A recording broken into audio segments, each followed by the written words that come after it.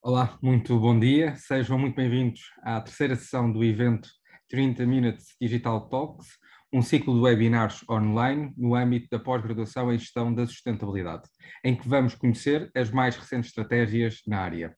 Desde já queremos agradecer o vosso interesse e também a vossa presença na sessão de hoje.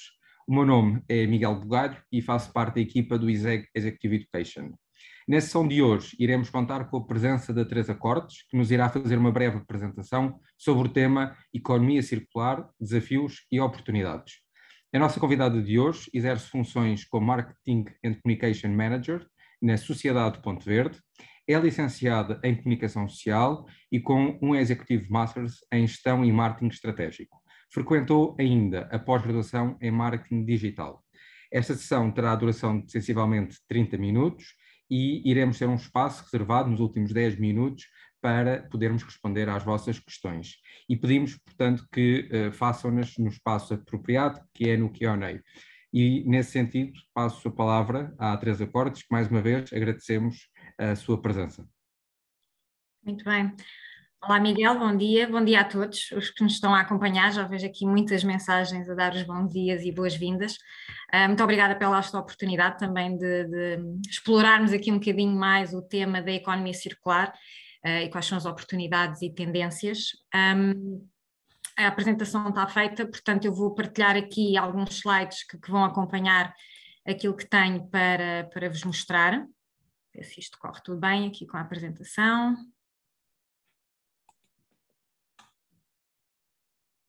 Espero que já esteja a projetar. Está sim. Muito bem, eu acho que vale a pena sempre fazer aqui um enquadramento sobre o que é a economia circular e que começa por aquela que lhe antecede, que é a economia linear. Portanto, eu acho que também ao mesmo tempo hoje falamos cada vez mais, existem vários chavões a serem dissecados hoje em dia, desde a sustentabilidade, os R's, o capital natural, enfim, e também a terminologia economia circular está muito presente nas conversas de hoje em dia, e às tantas eu não sei se é assim tão perceptível o que é. Eu acho que o conceito em si, sim, mas depois explorar e como é que ela se materializa. Mas, portanto, a economia circular surge para dar resposta aos efeitos nefastos daquilo que temos vindo a desenvolver, que é uma economia linear, uma economia que baseia-se na extração das matérias-primas, na sua transformação, na produção dos produtos, bens, serviços, na forma de consumo desses produtos, bens e serviços, e depois no descarte, quando eles já não nos são úteis ou já atingir o seu fim de vida. Portanto, e isto foi aquilo que acompanhou, sobretudo, a partir da Revolução Industrial. Portanto, esta economia linear acompanha também uma tendência de consumo crescente. Estamos numa sociedade de consumo, a oferta é cada vez maior, a aptidão para comprar cada vez mais, consumir cada vez mais, ter mais acesso a mais variedade, potencia também um crescimento económico e baseado nesta estrutura de economia linear. Mas esta estrutura teve o seu impacto, portanto, isto de extrairmos, de tirarmos recursos da nossa natureza, do nosso planeta, usarmos e no final descartarmos sem qualquer valorização, traz as consequências que hoje também ouvimos falar bastante, as alterações climáticas, uma urgência na gestão de resíduos que se acumulam cada vez mais, portanto, todo o nosso consumo que resulta num resíduo começa a acumular, e eu se tenho que traduzir isto às vezes para os mais pequeninos, tudo aquilo que vai parar a aterro, portanto é um buraco que é aberto no chão e onde é colocado tudo aquilo que nós deitamos fora e não valorizamos devidamente, e portanto periodicamente esses buracos são tapados e temos de estar sempre a abrir, e portanto qualquer dia todo o nosso território é dedicado a aterros e a acomodar aquilo que nós deitamos fora e não valorizamos devidamente. Portanto, a economia circular surge para dar resposta a uma transformação necessária a este ciclo de economia linear, em que, enfim, pode haver ainda um recurso à extração de matérias-primas, mas este muito mais moderado, porque a partir daí, passando pelo design, pela reconcepção daquilo que temos de produtos, de serviços, daquilo que entregamos ao nosso cliente, tem que haver um repensar, um novo desenho, todo ele otimizado para que, quer nas fases de produção e distribuição e de consumo, eu depois no final do ciclo de vida desse material possa lhe dar a devida valorização, quer através da reciclagem, quer através da reutilização, quer através da remanufatura, recondicionamento, enfim. O objetivo da economia circular é manter os materiais o mais longo tempo possível em circuito. Portanto, tudo aquilo que eu produzi, extraí, usei, ele volta a reentrar através da transformação dos materiais, através da reciclagem, reutilização e afins, em novas matérias-primas que voltam a entrar novamente no ciclo produtivo e, portanto, não há aqui o uso de aterros, da acumulação de resíduos, não há desperdícios. Portanto, isto é o modelo ideal daquilo que é uma economia circular, para causarmos cada vez menos pressão na extração dos recursos, porque se eu consigo reintroduzir as matérias-primas novamente no mercado, então escuso de estar a pressionar os recursos naturais do planeta, escuso de estar a extrair mais metais, mais árvores, mais petróleo, enfim, deixamos de fazer esta pressão de recursos e acho que é de chamar a atenção que, de facto, hoje em dia e com este contexto que estamos a viver, a pressão que está a haver nas matérias-primas, portanto estamos com uma escassez brutal de matérias-primas e vamos ver à frente que, de facto, é uma das vantagens de estarmos cada vez mais inseridos num ciclo de economia circular, é não estarmos tão dependentes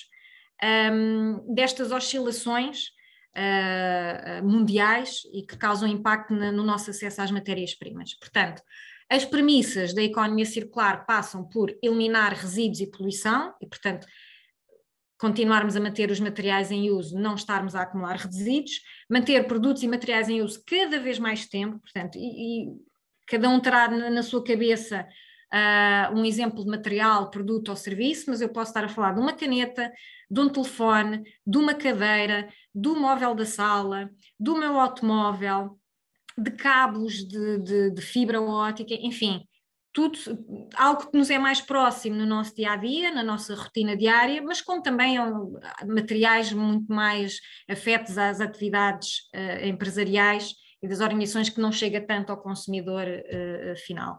Portanto, eliminar resíduos e poluição, manter produtos e materiais em uso, regenerar os sistemas naturais, porque a potencialidade da economia circular, ao não recorrermos tanto a recursos não renováveis, podemos também devolver e potenciar a devolução à natureza de nutrientes. Portanto, se eu conseguir, imaginem, através na área da agricultura, na área da alimentação, que gera imenso desperdício, eu conseguir devolver à natureza novos nutrientes, eu consigo também regenerá-la e ela continuar-me a fornecer as matérias que eu preciso, mas de forma regenerativa. Não vou lá só extrair, usar e descartar de forma indiferenciada, não, eu posso extrair, mas depois devolvo-lhe para ela se poder regenerar e continuar-me a entregar aquilo que é necessário.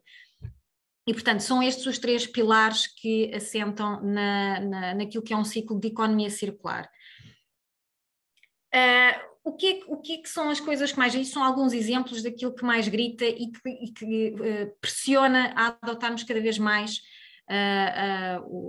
a economia circular. Temos, de facto, muitos resíduos a irem parar a aterro e eu gosto sempre de dizer que, enfim, mesmo nas aulas, dizemos sempre que um resíduo é um recurso fora do lugar. Portanto, na realidade, aquilo que nós deitamos fora e que achamos que não tem valor ou que já não tem utilidade é um recurso que nós estamos a deitar fora.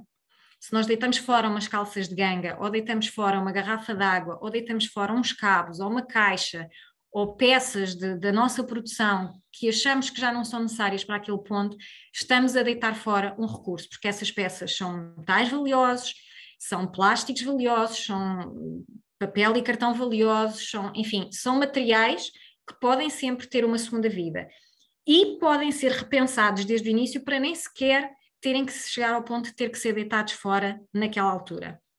Portanto, vai parar a aterro muitos resíduos, deixamos ir parar a aterro vestuário, mas aqui está o exemplo de vestuário só para dar a dimensão também do impacto económico em desperdiçarmos estes recursos, vestuário, alimentação, embalagens, desperdícios de construção, enfim, tudo aquilo que desperdiçamos e deixamos ir parar a aterro são recursos, são matérias-primas que nós não estamos a aproveitar, que devemos valorizá-las e incorporá-las novamente nos ciclos produtivos para gerar matéria-prima e não estarmos tão dependentes daquilo que são as matérias-primas virgens e de elementos não renováveis. Depois, qual é o impacto que isto tem junto do consumidor? O consumidor quer produtos mais sustentáveis e é desde sempre o consumidor que tem pressionado não só as alterações climáticas e os impactos ambientais, mas depois é o próprio consumidor que começa a pressionar organizações e marcas e empresas que quer uma resposta, uma entrega de produtos mais sustentáveis. Há alguma predisposição para pagar mais por isso, mas o consumidor entende que a responsabilidade é da empresa. A empresa ou a marca é quem tem que me entregar uma melhor oferta, ao ponto de eu não ter que fazer uma escolha daquilo que é mais sustentável ou daquilo que é mais circular. Portanto, se eu vou a um linear supermercado ou tenho que fazer compras para matérias-primas, de componentes, enfim, para a minha atividade, na realidade não deve recair em mim, o comprador, o cliente, o consumidor, o ónus de escolher melhor. Portanto, a marca e a empresa é quem tem que me entregar isso. E isso que vai ser um fator distintivo entre marcas e organizações. Quem faz essa entrega, quem não coloca esse ónus no consumidor. Portanto, o consumidor pressiona, quer, pode até pagar mais por isso, mas não quer ter o ónus de ter que escolher. Portanto, se eu tenho que escolher um iogurte, todos eles devem me entregar uma melhor oferta de sustentabilidade. E, portanto, é sobre isso que também o consumidor faz essa pressão e as marcas têm que incorporar nelas essa responsabilidade, porque são elas que vão ter que se distinguir, têm que se destacar dos demais concorrentes, ok? Portanto, onde é que estão as oportunidades para as empresas e de que forma é que elas podem repensar os seus modelos de negócio, os seus produtos, o que é que elas podem fazer para ir ao encontro dos seus clientes e dos seus consumidores? Como já referi, a recorrer a matérias-primas secundárias ou reciclagens dá menos exposição à volatilidade dos materiais. E, portanto, por exemplo, nesta altura em que estamos a viver, enfim, uma crise humanitária derivada da guerra, mas isso tudo está a impactar economicamente as transações mundiais e há uma escassez brutal de matérias-primas.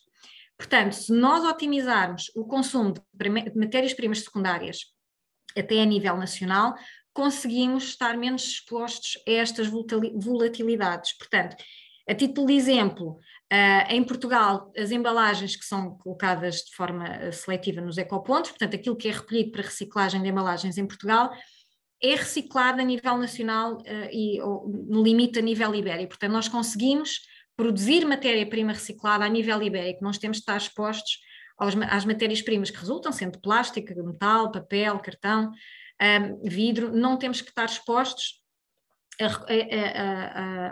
internacionalmente a essas matérias-primas. Portanto, temos capacidade de internamente, a nível ibérico, conseguirmos ter acesso a estas matérias-primas. Naturalmente, na fase em que atravessamos, também estas matérias-primas, e fruto das oscilações do mercado, também estão mais caras.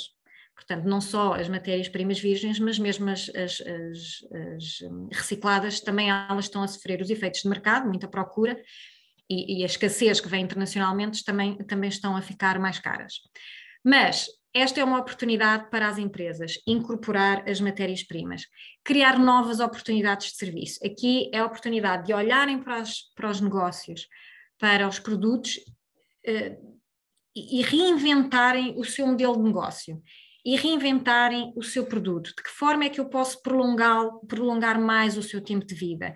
Se é desde a origem, desde o desenho em que eu defino novas componentes que o tornam mais durável, se é a oportunidade no seu fim de vida ou na sua avaria, eu próprio como organização poder assegurar a sua reparação e dar maior continuidade ao seu tempo de vida, ou recondicioná-lo, portanto, mesmo quando ele não é mais necessário naquele tempo de vida inicialmente previsto, se eu posso recolher e recondicioná-lo para novas aplicações.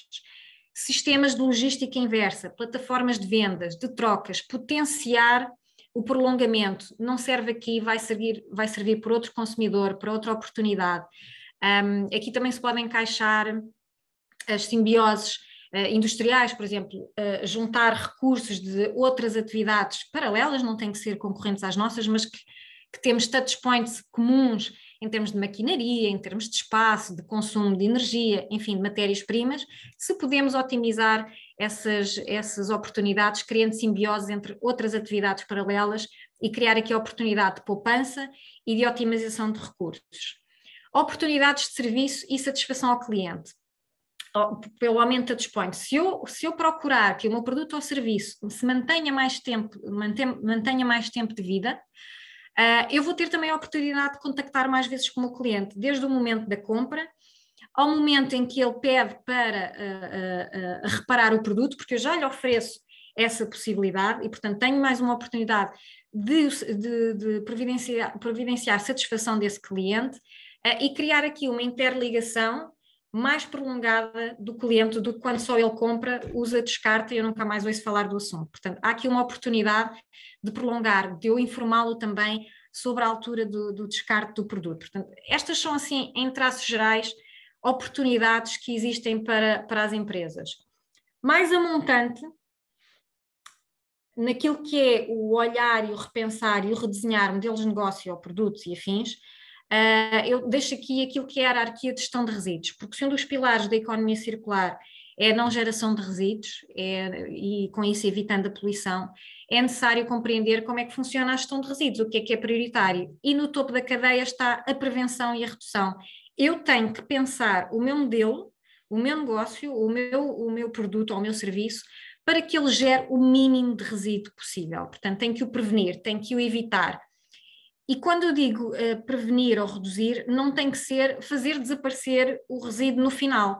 Podem ser até pequenas mudanças que eu reduzo, portanto não só reduzo a matéria-prima que utilizei para produzir o telefone ou a garrafa ou o que for, e isso já estou a diminuir o seu peso, portanto mesmo quando ele se torna um resíduo, já diminuiu, por exemplo, o seu peso e o seu impacto, quer na extração de matéria-prima, quer no peso que tem no final de vida, mas também a preveni-lo depois na potenciação que eu lhe dou no seu final de vida. Portanto, se eu o desenhar bem, se ele for bem concebido desde o início, eu não só diminuo o resíduo que ele causa, mas potencio a reutilização e reciclagem desse resíduo.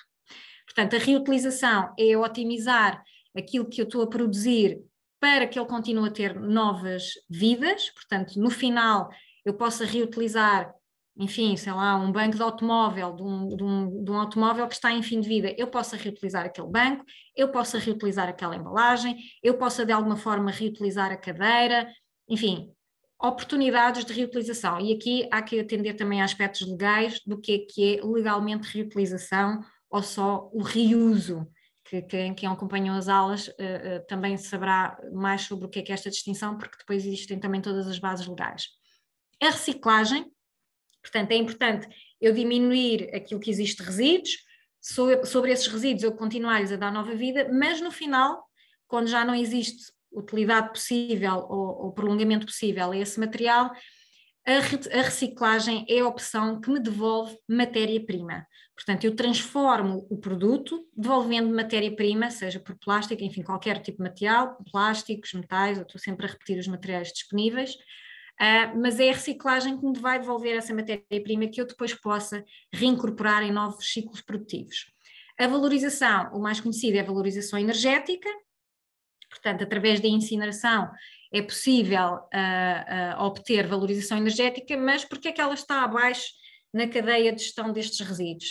Porque é algo que desaparece. Portanto, a reciclagem, por exemplo, está acima porque me devolve matéria-prima, eu consigo dar continuidade. A valorização energética, enfim, é aplicável no consumo energético, mas depois eu deixei de otimizar aquele material. O descarte é mesmo o fim de linha de qualquer material ou produto, portanto, é de evitar, enfim, é aquilo que é colocado em aterro, mas é a última linha na hierarquia de gestão de resíduos. Antes de entrar aqui nas tendências, porque são os slides finais, eu acho que vale a pena reforçar aqui que a economia circular, tal como o nome indica, é económico, portanto, embora tendo os pilares da sustentabilidade inerentes, não é uma resposta em si a todas as organizações, portanto é algo que as organizações têm que pensar, começam a ouvir a economia circular, temos que incorporar, o reutilizar, o reciclar, enfim, todas as possibilidades inerentes, mas ela não dá uma resposta em si, porque é de facto necessário analisar os decisores analisarem aquilo que têm nas suas mãos, quais são os seus processos produtivos, qual é o seu produto, quais são as matérias-primas, qual é o atual descarte que está a ser dado àquilo que eles colocam no mercado e, portanto, com imaginação, criatividade e urgência de inovação e disrupção, repensar todo esse modelo de negócio. Existem vários projetos de inspiração de marcas que já incorporam material reciclado, que transformaram o seu modelo de negócio para de ser algo tangível para algo online, mas cada caso é um caso e, portanto, é necessário mesmo um investimento forte da equipa, dos colaboradores, em repensar os modelos de negócio. O que é que são as tendências na área da economia circular? Enfim, a área regulatória, é quem tem marcado bastante o que é isto da transição ecológica, desde por exemplo, a implementação da diretiva de plásticos de uso único, a Single Use Plastics, ou, por exemplo, a responsabilidade alargada do produtor. Portanto, existem uma série de mecanismos de fiscalidade verde, de regulação, de legislação, que vai marcando o passo desta transição para uma economia circular, para a transição ecológica, para potenciarmos aqui a proteção do ambiente. E as empresas estão a responder mais ou menos rapidamente, mas são eles mas é de facto pela legislação que tem marcado, também pela pressão do consumidor, mas sobretudo aqui pela pressão dos impactos ambientais, a área legislativa marca este caminho. Portanto, é muito importante estar sempre atentos àquilo que são as novas regulações, àquilo que as empresas estão obrigadas, àquilo que têm que responder, também por questões de compliance, estarem alinhados. Portanto, é praticamente impossível qualquer organização hoje em dia passar ao lado daquilo que são as preocupações ambientais, porque a área legislativa impõe também esse caminho. Tenho aqui, por exemplo, a título de exemplo, os países em que a jornada de sustentabilidade se iniciou e que, não vou dizer que foram mais conservadores, mas a tendência é focar no início e no fim da cadeia de valor dos materiais, seja por restringir materiais, portanto, por exemplo, aqui a tendência anti-plásticos que se gerou e, portanto, houve aqui uma restrição à utilização de materiais e também daí a diretiva dos plásticos de uso único. Portanto, focaram-se nesse início do cortar a utilização de materiais, também para cortar o acesso, para reduzir o acesso à extração das matérias-primas que levam à produção de plástico, mas também no final de vida, no final da cadeia de valor, através da gestão de resíduos, e portanto aqui a responsabilidade alargada do produtor, que determina que é aquele que coloca o resíduo no mercado que é responsável pela sua valorização. E portanto, por exemplo, em Portugal já existem sistemas organizados para a gestão de determinados fluxos de resíduos, por exemplo, a Sociedade Ponto Verde gera os fluxos de resíduos das embalagens, mas há a gestão de veículos em fim de vida, equipamentos elétricos e eletrónicos, pilhas, produtos farmacêuticos, e portanto há aqui também o foco quer na restrição inicial, quer no final do ciclo de vida. Mas a tendência é, em países mais avançados, e Portugal tem dado passos generosos nesta matéria, também apostar nos princípios de ecodesign. Portanto, não é só restringir materiais, mas repensar, através do ecodesign, através da inovação, toda a cadeia de valor daquele produto ou serviço, mas também potenciar uma capacidade instalada de reciclagem para obtermos cada vez melhor matéria-prima para que ela possa ser incorporada novamente no mercado. Portanto, não é só restringir ou gerir o resíduo, quer dizer, será sempre uma gestão de resíduo, mas é repensar, redesenhar e depois potenciar o final do ciclo de vida para ser transformada em matéria-prima. A questão das matérias-primas é preponderante nos ciclos económicos, é aí que começam todos os ciclos produtivos e, portanto, olhar para o resíduo como um recurso é uma grande tendência em termos de economia circular. Outra tendência é a tecnologia aplicada à sustentabilidade. Portanto, eu acho que pode-se pensar que a economia circular é reduzir, diminuirmos ao máximo, transformarmos materiais, mas também há aqui a oportunidade de pormos a tecnologia ao serviço deste fim último, que é proteger os nossos recursos, emitirmos menos resíduos e regenerar a natureza. Deixo aqui alguns exemplos, porque também aqui o consumidor pode satisfazer as suas necessidades e a sua ambição de fazer um consumo mais sustentável através da tecnologia. Por exemplo, a Google, através da Google Flights, disponibilizou na reserva dos voos, indica as emissões de carbono de um dado voo. Isto porquê? Porque é que isto é importante? Porque para o consumidor, e numa perspectiva de economia circular, a informação, as pessoas estarem conscientes e informadas daquilo que estão a escolher, daquilo que estão a utilizar e daquilo que estão a consumir é preponderante. Portanto, se nós soubermos como as coisas funcionam, qual é o impacto daquela minha escolha, eu farei uma melhor opção. As embalagens, por exemplo, que também podem, como eu digo, a Sociedade Ponto Verde do ano passado celebrou 25 anos, e é importante olhar como é que tudo isto evoluiu em termos de gestão de embalagens. A pessoa consome no seu lar, vai ao ecoponto, coloca a sua embalagem e ela segue para reciclagem e é transformada em nova matéria-prima. Mas também aqui a tecnologia, apesar de parecer algo muito mecânico e pessoal, do transporte das embalagens, aquilo que são no ecoponto, também aqui a tecnologia pode ser aplicada desde o momento em que eu adquiro o meu produto embalado.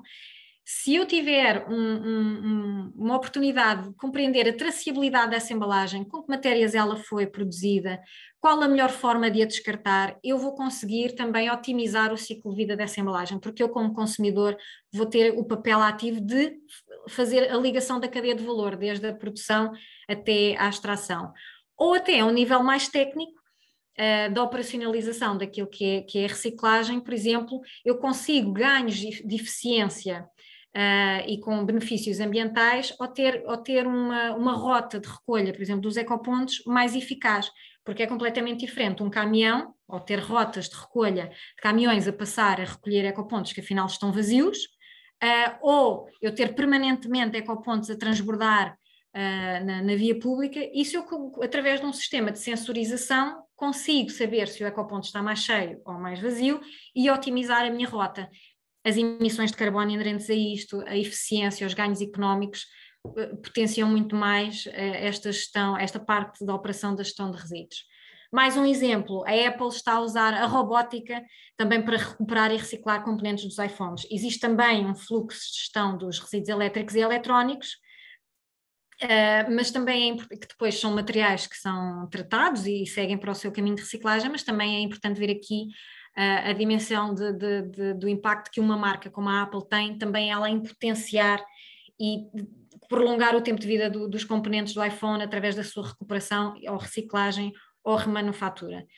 Portanto, isto são algumas ideias que eu quis trazer aqui, porque de facto o que é importante na economia circular é olhar, repensar e inspirar. Vocês vão encontrar muitos exemplos daquilo que está a ser feito. Podem nem sempre achar que é adequado à vossa organização, mas é importante olhar para as tendências, olhar para a regulação, aquilo que está a ser ditado e de que forma é que também a tecnologia pode ser aplicada e não só a pequenas mudanças mecânicas, físicas naquilo que estou a oferecer. É isto um bocadinho que tinha para vos trazer, não sei se têm perguntas ou querem explorar mais a fundo os conceitos da economia circular ou das oportunidades, mas para o tempo possível que estamos aqui hoje, espero que tenha pelo menos inspirado um pouco mais a abrir o leque, porque eu acho que é um bocadinho isto, abrir o espectro do que é a economia circular e das suas potencialidades. Muito bem, Teresa. Antes de mais, obrigado aqui pela apresentação e também pela explicação. E ao longo da apresentação, portanto, que nos trouxe hoje, nós fomos aqui recebendo algumas questões dos participantes e eu vou-lhe colocar, portanto, duas questões para já. E, portanto, a primeira questão é a seguinte: o papel da ciência é essencial para a economia circular. Como podem as empresas incluir o conhecimento produzido em ecologia, por exemplo, na sua tomada de decisões para uma transição mais sustentável? Esta é a primeira pergunta. A segunda questão que nos colocaram, deixe-me só aqui, é a seguinte: é verdade que Portugal ainda é um dos países da Europa que menos recicla? Como mudar esta mentalidade? Incentivos como foi efetuado na Alemanha? Para já são as duas questões que lhe coloco. Okay, muito bem. Primeiro, em relação à ciência, sim, a ciência é preponderante, a investigação, o desenvolvimento. As empresas têm que Eu sei que os tempos económicos são frágeis, mas é necessário as empresas perceberem que tem que haver investimento nestas questões, tem que haver um investimento inicial para depois, de certeza, vão conseguir o retorno. Portanto, é necessário capacitar as pessoas das organizações, dar-lhes ferramentas, dar-lhes conhecimento, existe muita formação e informação disponível, portanto, é necessário capacitar as pessoas.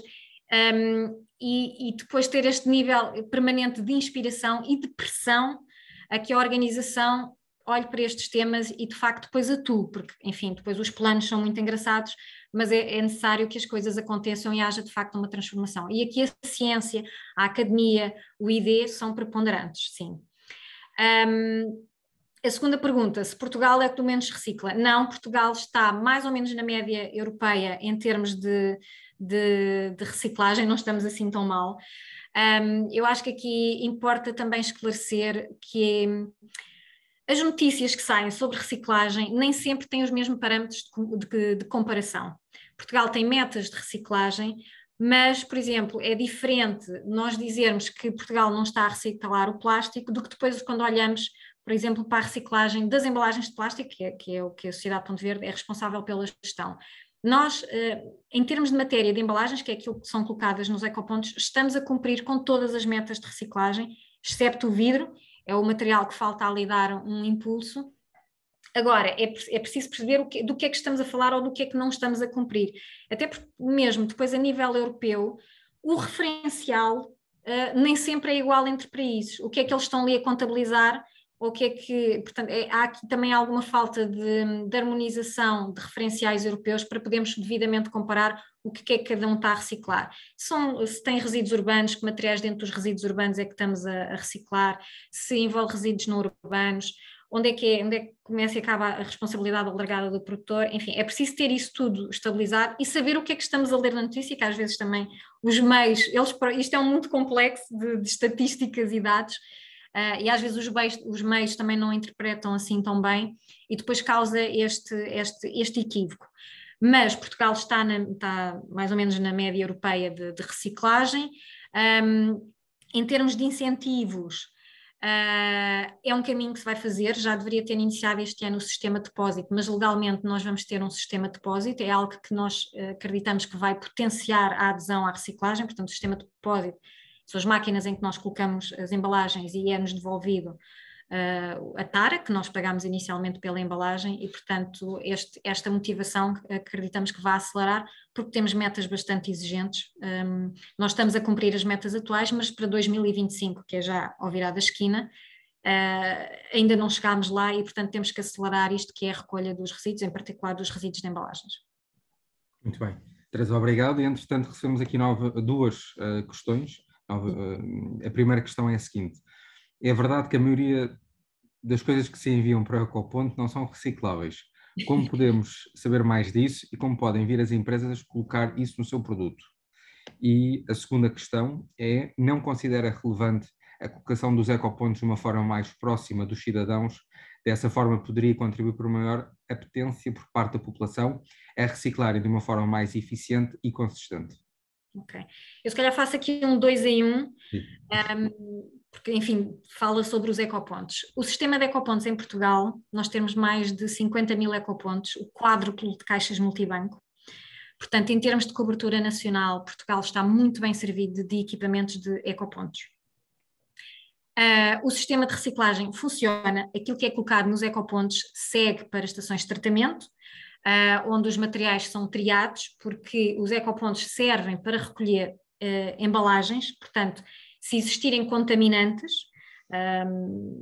fraldas, coisas que não deviam estar no ecoponto, seja fraldas, seja, imagino no papel cartão que não é suposto colocar materiais com gordura, mas o lote do papel cartão tem muitos materiais com gordura e se inviabiliza, portanto, na estação de tratamento esses materiais são retirados, ou guarda-chuvas, ou peças de vestuário, portanto, esse material na estação que foi recolhido no ecoponto, na estação de triagem, é separado dos materiais de embalagens, potencialmente, podendo haver uma triagem mais fina, podem ser otimizados nos seus canais, mas aquilo que é colocado no ecoponto devidamente de embalagens segue para reciclagem.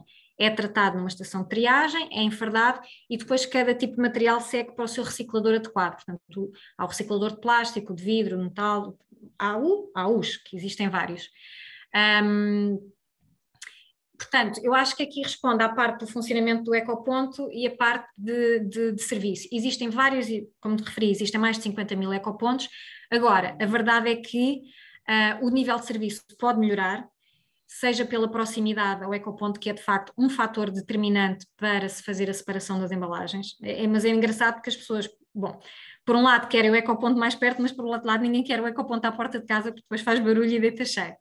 Mas a verdade é que a cobertura está bastante boa. Agora, é necessário que o nível de serviço seja mais adequado. A pessoa tem que ter uma experiência, na realidade há a jornada do consumidor, a experiência do consumidor, mas mesmo para a reciclagem também tem que ser assim.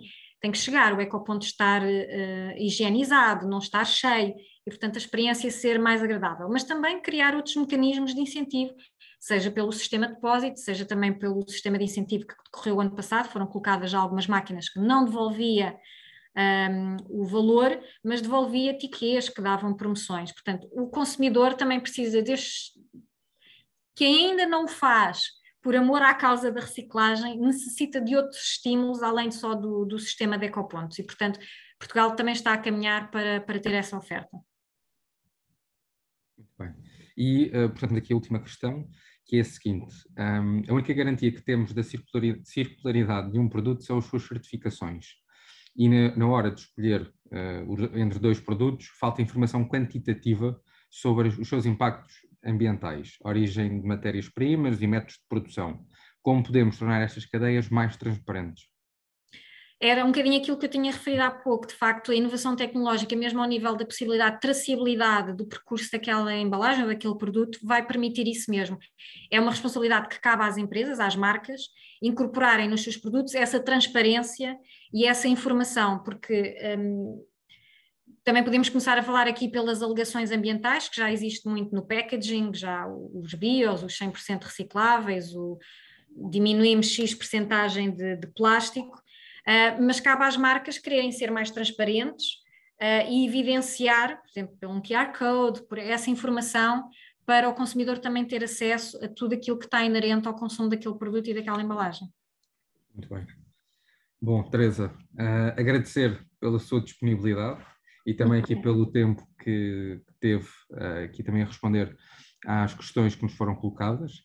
Agradecer também uma vez mais a todos os participantes que estiveram nesta terceira sessão. Amanhã vamos voltar para a quarta sessão, por norma às 12h30 e, portanto, alguma questão que tenham, também estão aqui os nossos contactos no chat e desejar a continuação de um bom dia para todos. Obrigada, bom dia.